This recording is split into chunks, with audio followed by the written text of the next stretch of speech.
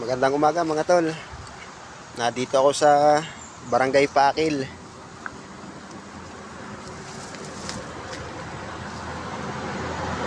Nagkaakit na kasing mag-swimming yung kaming mga magkakapatid. Maghihipag, magbabayaw. Liligo daw kami mamaya. Habang sila nagluluto, nagtatanggal-tanggal inip, papasyal ko muna kayo dito.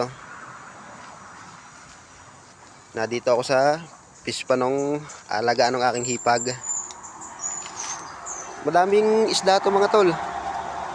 Tilapia, dalag, gurami, sari-sari na. Naghalo-halo na sila dito. Hindi nyo lang sila makikita gawa ng ito na nga yung epekto ng ulan dito. Medyo labo na ang tubig. Pero aninag ko ang mga isda. Sa camera hindi nyo makikita kasi sulo gawa ng araw at labo pa ang tubig. Maganda rin naman yung naisip nilang yon. Makakapag-relax din naman kami. Makapaligo-ligo naman pag may time.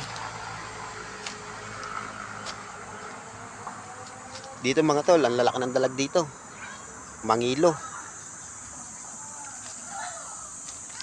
Hinuhuli lang din nila pag wala din silang pang ulam, mga tilapia. Maganda rin yung fish pa nilang to. Lalo na kung ito'y naabyad pa.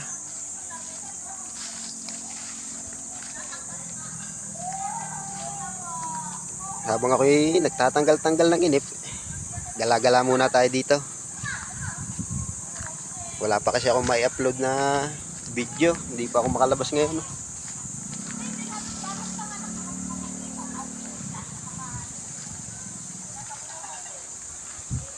Ito ang mga kinakain ng tilapia dito. Mga isda yan, dahon ng kangkong na yan. Kaya hindi nila inaalis dito yan. Silbi na rin pating bahay nila, taguan. Medyo malawak din tong fish pa nilang to. Baka siguro mga 500 meters din to. O 6, mga ganon. Nandun nga pala sila, nagluluto ng mga babaunin namin. Nandun din yung aking asawa. Tulong-tulong sila, mga magkakapatid.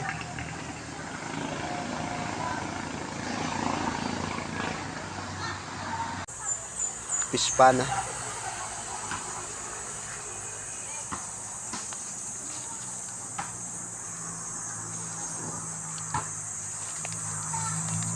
Nandun nga pala sila. Doon. Nandun ang aking asawa, nagluluto.